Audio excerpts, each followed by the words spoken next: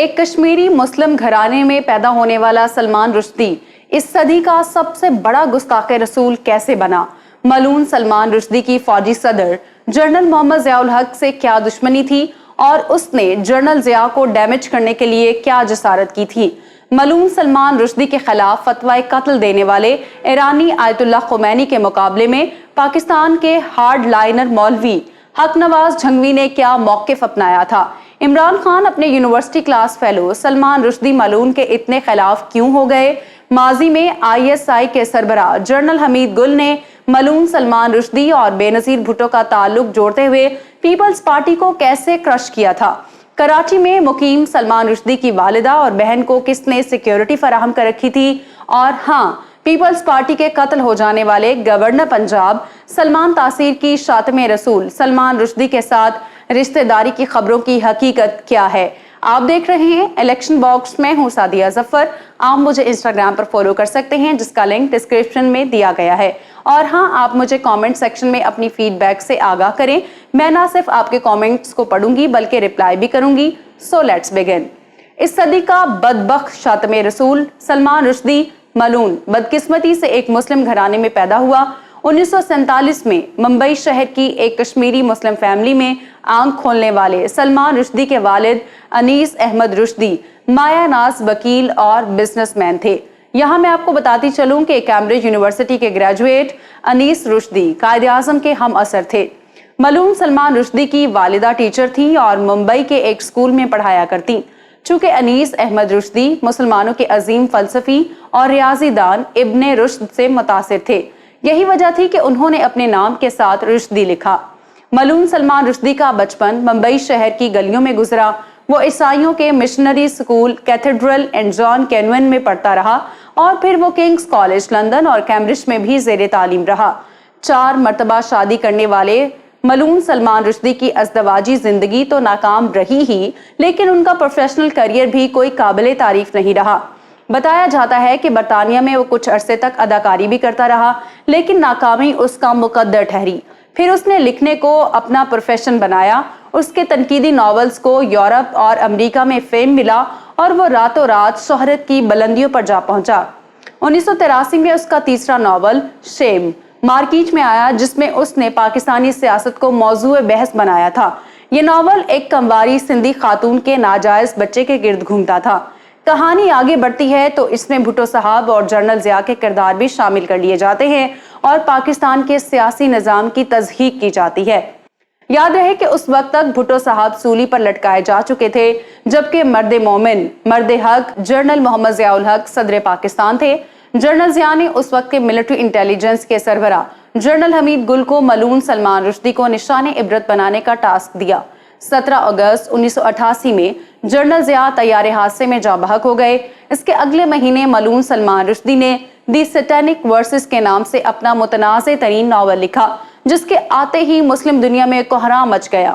اس novel میں رسالت مآب، ازواج مطہرات اور دیگر صحابہ کرام اور اہل بیت عظام کی جس انداز میں توہین کی گئی تھی، وہ کسی بھی مسلمان کے لیے برداشت کرنا ناممکن تھی۔ مسلم دنیا میں غم و غصے کا اظہار فطری عمل تھا۔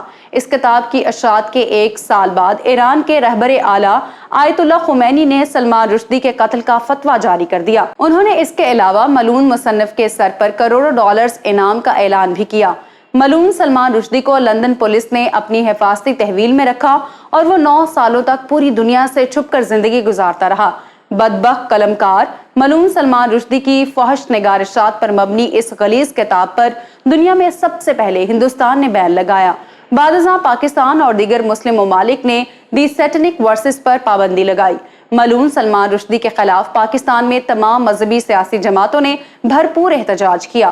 جماعت اسلامی، JUI، جمعیت علماء پاکستان، سپاہ صحابہ اور دیگر جماعتوں کے کارکنان نے سڑکوں پر سلمان رشدی کے پتلے جلائے اور غیر ملکی سفارت خانوں کے باہر اپنا پروٹیسٹ ریکارڈ کروایا۔ انجمن سپاہ صحابہ کے بانی مولانا حق نواز جھنگوی تو ویسے بھی اپنی جوشیلی تقریروں اور نقص امن خراب کرنے کے الزامات کی وجہ سے ہمیشہ سرخیوں میں رہتے تھے۔ ایسے موقع پر انہوں نے سلمان رشدی اور آیت اللہ خمینی دونوں کو نشانے پر رکھا۔ مولانا جھنگوی نے اس موقع پر تقریر کرتے ہوئے کہا تھا کہ آج خمینی ملعون بھی سلمان رشدی ملعون پر فتوے دے رہا ہے اور اس نے سلمان رشدی کو قتل کرنے کا انعام مقرر کیا ہے۔ خمینی کی طرف سے شاتم رسول کے لیے انعام کا مقرر کرنا اصل میں اسلام کی توہین ہے۔ اس سے لوگ سمجھیں گے کہ مسلمانوں میں ویسے تو کوئی غیرت نہیں کہ وہ شاتم رسول سلمان رشدی کا سر تن سے جدا کریں، اگر کوئی ایسا کرے گا تو محض پیسے کے لالچ میں۔ خمینی نے انعام کا اعلان دے کر اصل میں مقام نبوت کی توہین کی ہے۔ میں آپ کو بتا چکی ہوں کہ سلمان رشدی ملعون کی متنازع خطاب پر ہندوستان میں پہلے پابندی لگی، جبکہ پاکستان میں بعد میں، تب راجیو گاندھی انڈیا کے پردھان منتری جبکہ بے نظیر بھٹو ہماری وزیر اعظم تھی۔ اس موقع پر بھی مولانا حق نواز جھنگوی نے بے نظیر بھٹو گورنمنٹ کو آڑے ہاتھوں لیا تھا اور محترمہ کے حوالے سے ایسی باتیں کی جو ناقابل بیان ہیں۔ یہ وہ دور تھا کہ جب حمید گل پروموٹ ہو کر ISI کے سربراہ بن چکے تھے۔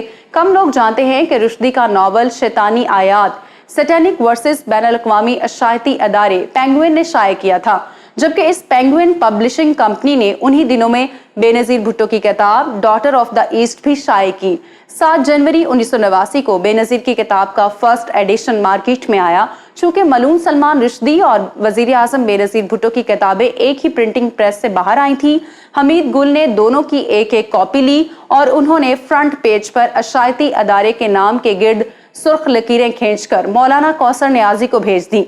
یہ ISI کے سربراہ جنرل حمید گل کی طرف سے واضح پیغام تھا کہ بے نظیر بھٹو ایک اسلام دشمن اشاعتی ادارے سے کتاب شائع کروانے کی مجرم ہے، اور پھر وہی ہوا جو حمید گل چاہتے تھے۔ علماء کرام نے مذہبی جذبات کو بڑھانے والی تقریریں کی، روڈ بند ہوئے، مارکیٹس اور پیٹرول پمپس نظر آتش ہوئے۔ اسلام آباد میں ہنگامے اور جلاؤ گھیراؤ میں 6 مسلمان مارے گئے۔ مکالمہ.com پر رشید یوسف زئی اپنے کالم میں لکھتے ہیں کہ اس وقت ملعون سلمان رشدی کے خاندان کے 2 افراد، ماں اور ایک بہن، کراچی ڈیفنس میں رہتی تھی، جنہوں نے رشدی سے اعلان لا تعلقی کر رکھا تھا۔ یہی وجہ تھی کہ جنرل حمید گل نے انہیں پوری سیکیورٹی فراہم کی ہوئی تھی۔ رشید یوسف زئی کے مطابق عمران خان اور ملعون سلمان رشدی آکسفورڈ میں ساتھ ہی رہ چکے تھے اور دونوں کے درمیان کافی آزادانہ گپ شپ تھی۔ حالیہ دنوں میں ملعون سلمان رشدی پر حملے کے بعد سے یہ ایشو ایک بار پھر سے ہائی لائٹ ہو چکا ہے۔ ابھی چند روز پہلے دی گارڈین پر عمران خان کے انٹرویو کے بعد مولانا فضل الرحمان نے اپنی توپوں کا رخ کپتان کی جانب موڑ لیا۔ تاہم عمران خان کا کہنا تھا کہ دی گارڈین نے میری گفتگو سیاق و سباق سے ہٹ کر پیش کی۔ میں تو وہ شخص ہوں جس نے بھارت میں ملعون سلمان رشدی کو مدعو کرنے پر سیمینار میں شرکت تک سے انکار کر دیا تھا۔ آج کل سوشل میڈیا پر علامہ خادم حسین رضوی کا ایک ویڈیو کلپ بہت وائرل ہو رہا ہے، جس میں وہ بتا رہے ہیں کہ میں نے عمران خان کو ممتاز قادری والے معاملے پر بہت گالیاں دیں، لیکن جب عمران نے انڈیا میں ملعون سلمان رشدی کے ساتھ سٹیج شیئر کرنے کا انکار کیا تو میں نے عمران خان کو سلام بھی پیش کیا۔ اگر وہ اس وقت میرے سامنے ہوتا تو میں اسے سیلوٹ بھی مارتا۔ 1989 میں لندن میں ملعون سلمان رشدی کو ہلاک کرنے کے لیے بم حملے کی منصوبہ بندی کی گئی، لیکن بم وقت سے پہلے پھٹا اور یہ حملہ ناکام ہو گیا۔ سلمان رشدی نے 1990 میں گڈ فیتھ کے عنوان سے ایک مضمون میں اپنی کتاب کی وضاحت کرنے کی کوشش کی، لیکن اکثر مسلمانوں کی رائے تبدیل نہیں ہوئی۔ وہ اپنی روپوش زندگی سے 1991 میں منظر عام پر آیا۔ اس کے جاپانی مترجم کو اسی سال جولائی میں قتل کر دیا گیا۔ چند روز بعد کتاب کے اطالوی مترجم پر چاقو سے وار کیا گیا اور 2 سال بعد ناروے میں کتاب شائع کرنے والے پر گولی چلائی گئی۔ 2010 میں القاعدہ کی طرف سے ایک ہٹ لسٹ جاری کی گئی تھی۔ اس فہرست میں سلمان رشدی کا نام بھی شامل تھا۔ آج کل پاکستان میں ہر شخص ملعون سلمان رشدی کو ڈسکس کر رہا ہے، تو وہیں سوشل میڈیا پر ایسا لکھا جا رہا ہے کہ شاتم رسول سلمان رشدی اور سابق گورنر پنجاب سلمان تاثیر دونوں کزنز تھے۔ ایسا لکھا جا رہا ہے کہ سلمان تاثیر اور سلمان رشدی خالہ زاد ہیں۔ دوستو، ہم سلمان تاثیر کی بایوگرافی پر ڈیٹیل ویڈیو بنا چکے ہیں، جس میں ان کے والد ڈاکٹر MD تاثیر اور ان کی انگریز والدہ اور دیگر رشتہ داروں کے بارے میں بتایا گیا، اور سلمان رشدی کے کزن ہونے والی بات درست نہیں ہے۔ میں امید کرتی ہوں کہ آج کی ویڈیو آپ کو پسند آئی ہوگی۔ اگر آپ نوبل انعام یافتہ پاکستانی سائنسدان ڈاکٹر عبدالسلام کے فیکٹس جاننا چاہتے ہیں تو یہاں اوپر کلک کریں۔